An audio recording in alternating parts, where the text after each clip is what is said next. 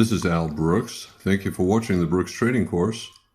This is the first of two videos on buying and selling pressure. I'll begin by talking about what I mean when I talk about buying and selling pressure, and then next I'll talk about the importance of gaps. When trading, traders always have to be paying attention to signs of strength, and one way to think about it is buying and selling pressure. Bars often show that either the bulls or the bears are stronger, and when the price action favors the bulls, it's buying pressure. So for example, we got a strong bull breakout, a series of bull bars, very little overlap. As soon as this bar closed, they bought it. You can see the low of this big bar does not fall much below the close of this bull bar. Again here, consecutive bull bars closing near their highs, not much overlap between the two bars. Compare that to this. Here we have a big bear reversal bar. Here we have a series of bear bars, several of them closing on their lows, and the bars are fairly large. That is a sign that the bears are reasonably strong, and it usually means lower prices will follow. Bulls buy to make the market go up, and when they buy aggressively, you get bars that look like this, and that's a sign of good buying pressure, and usually means that the market will go higher. And bears sell to make the market go down, and when you get a series of bear bars closing on their lows, that's usually a sign that the bears are strong. There's a lot of pressure driving the market down, and lower prices are likely. The bulls and bears cannot hide it. These bars are telling you that the institutions are buying much more aggressively than they are selling, and higher prices are likely. And I refer to these as footprints.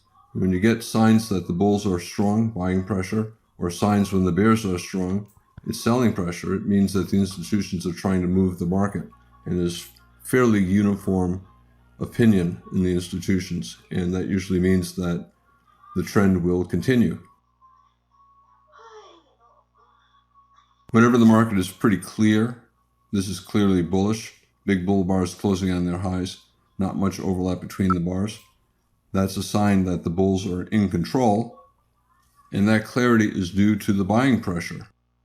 These bars that look like this, and again like that. So what am I looking for? I want to see more bull bars than bear bars when I'm looking for buying pressure. I want to see consecutive bull bars. I want to see bull bodies that are bigger than the bear bodies. I want bars closing near their high and at least above the midpoint. I would like to see bull microchannels, a bull bar, and then another bull bar, and another bull bar, and no pullbacks. I want tails below the bars and not above the bars. I want bull breakout bars with gaps. In other words, the close of the bar above the high of the prior bar, or above the high of many prior bars. And I want follow through. After a good bull bar, I want another good bull bar. And I want to see the number of consecutive bull bars increasing. If I look to the left on the chart, 20 or 30 bars ago, there were 2 or 3 bull bars. I want to see 4 or 5 consecutive bull bars now. I also like to see the bull bars getting bigger instead of smaller. I want the bodies to get bigger. And I also want the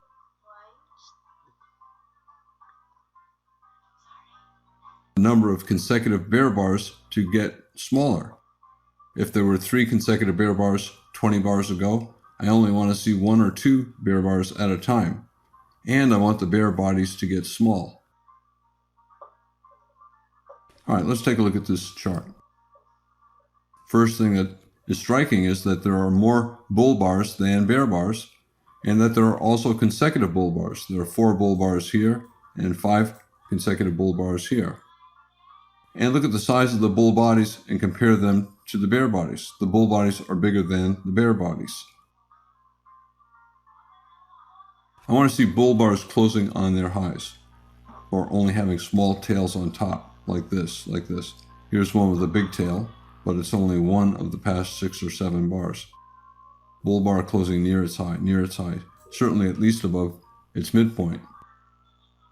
I also like to see bull microchannels, a series of bull bars where the low of every bar is at or above the low of the prior bar. Bulls are not waiting to buy pullbacks. They're simply buying at the close, or if the market pulls back just a tiny bit, they start to buy. I want to see tails on the bottoms of bars, which is a sign that the bears tried to break out, and the bulls bought the breakout and reversed it up.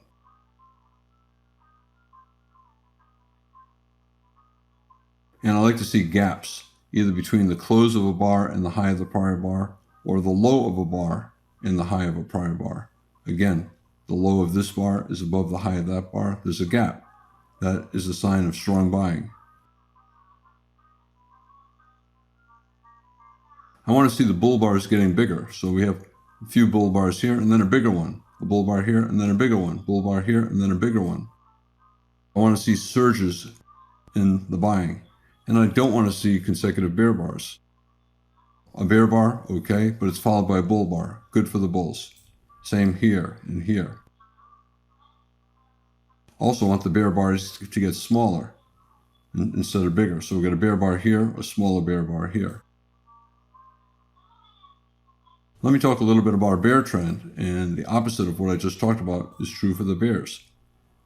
I want signs that the bears are clearly in control, and that clarity comes from selling pressure. I want to see more bear bars than bull bars. I want to see consecutive bear bars. I want the bear bodies to be bigger than the bull bodies. I want the bear bars closing near their lows or at least below the midpoint. I want bear microchannels, no pullbacks. I want the high of every bar to be at or below the high of the prior bar. I want tails on the tops of bars, which is a sign that every time the bulls try to reverse the market up, the bears sell it off into the close of the bar. I want bear bars with gaps, and I want follow through. So I want the close of a bar below the low of the prior bar. I want the high of a bar to be below the low of several prior bars. I want the number of consecutive bear bars to increase. I want more and more bear bars. I like to see the bear bodies getting bigger. I want to see the number of consecutive bull bars decreasing, and I want the bull bodies to be getting smaller. Let's look at this. We have 3 bear bars, 4 bear bars here, 5 bear bars here. A lot of consecutive bear bars. And the bear bodies are bigger than the bull bodies. Look at the bull bodies here and here. They're small compared to all the bear bars. A sign that the bears are strong. And when there is a tail below a bear bar, I want the tail to be small. I want very little buying into the close of the bar. I want the bears to own the bar right into the close. Also, no pullbacks. So here we have about 8 or 9 bars where every high is at or below the high of the prior bar. So it's a bear microchannel. That's a sign of relentless selling. I also want to see tails above bars. This doji bar at one point was a strong bull bar, but into the close the bears took control and sold it off. So every reversal attempt by the bulls, the bears win by the end of the bar. I want to see gaps. I want to see the close of a bar below the low of a prior bar, and I want to see the high of a bar below the low of a prior bar. So we have a gap. Here, the close of this bar below that bar. The high of this bar below the low of that bar. There's a gap. And I want to see follow through selling. So after a bear bar, I want to see another bear bar.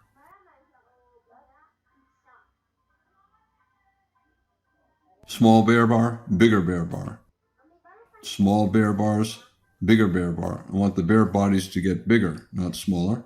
I want to see momentum picking up on the downside. And I want to see bull bars either be small or getting small. So if I see multiple bull bars, I prefer them to be smaller, the bodies to be smaller, a sign of the bulls losing interest. In a trading range, the bears are very strong, and then the bulls are strong. Bulls are strong, and then the bears are strong. Both the bulls and the bears are fighting over the direction of the breakout. I always pay attention to signs of buying and selling pressure because it often helps me anticipate the direction of the breakout and it can allow me to enter early, before the breakout. Let's take a look at this chart. So we have a bull bar. A bull bar is owned by the bulls, and bear trend bars are owned by the bears. In a trend, one side is clearly in control. The bulls are in control here, bears are in control there. And when the bulls are in control, I expect higher prices. And when the bears are in control, I expect lower prices. I'm going to talk a little bit about gaps. A gap is simply a space between any support and resistance. And here's an obvious gap. A big space between here and there. This becomes support, and this was resistance, and now the market has broken above it. Gap between this low and these highs as well. This area was resistance, market broke above it, and now it's support. Gap between that low and that high. Different ways to view the gaps, different computers see them differently. I sometimes talk about negative gaps, and a negative gap simply means that there's some overlap. Here we broke out above this breakout point, and then we pulled back, but the pullback is below the breakout point. I call that a negative gap, when there's not much overlap between the pullback and the breakout point, and then the trend resumes. That's important. It's still a sign of a strong bull trend, but it's not as strong as when there is a gap, an actual gap. When there's a little bit of overlap, it works the same as a gap, but it's not as reliable. It does not have the same probability of higher prices. Gaps often lead to measured moves. So we have a gap this high and this low. It's a negative gap. So there's some overlap. Here we got a double bottom neckline, break above the neckline, measured move up. And when you reach a measured move target, you get some profit taking by the bulls, and again here. And you also have bears knowing the bulls will take profits, so the bears sell for a scalp.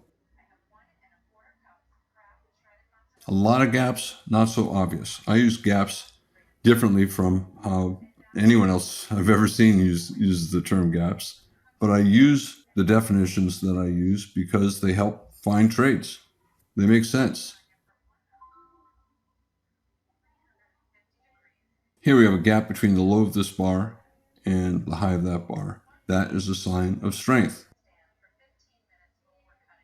We got a gap between this close and that high. A gap between this close and that high. Again, signs of strength. We have a pullback, but this low stayed slightly above that high. So there's an actual gap here. And it's important. On a smaller time frame chart, this doji, this tail, would be a high, and this would be a low, and there'd be a gap between the two. So it tested the high. This is a breakout point, and here's a breakout. And this pullback tested the breakout, and the bulls bought and resumed up. And then look up here. We had a bull bar, but it sold off on the close, and the close was below that high. That's a sign that the bulls are getting weaker. We've got a sell-off here, big gap down. And I always think of a gap as any space on the chart. It's usually a space between support and resistance. This was a support area. The market broke below it. And now that area is resistance. There are other gaps in this chart as well. For example, right at this moment, there's a gap between this high and that low. That gap quickly closed. And ultimately, even this gap closed. Negative gaps, we got a bear breakout and a pullback, but the pullback is above the breakout point. So I call that negative gap. And again, it functions just like any other gap, except that it has a lower probability of leading to a measured move down. It's usually a sign that the bears are not as strong as they could have been.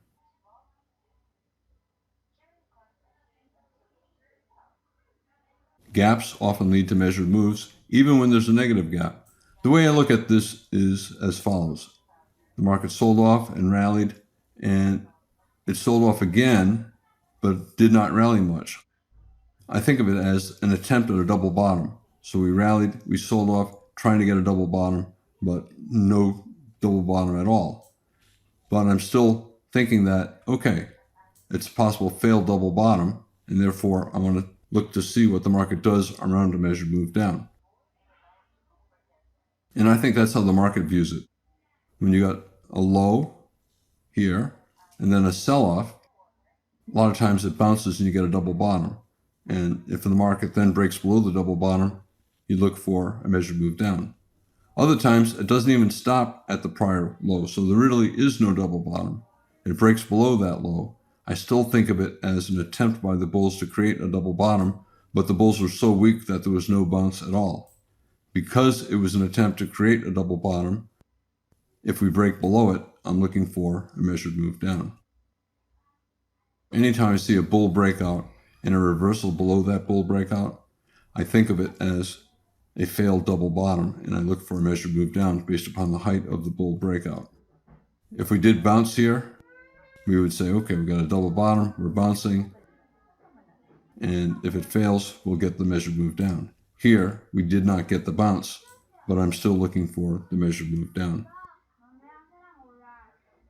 Lots of gaps on this chart. Easy to overlook. The close of this bar, the low of that bar. There's a gap between the close of this bar and the low of that bar.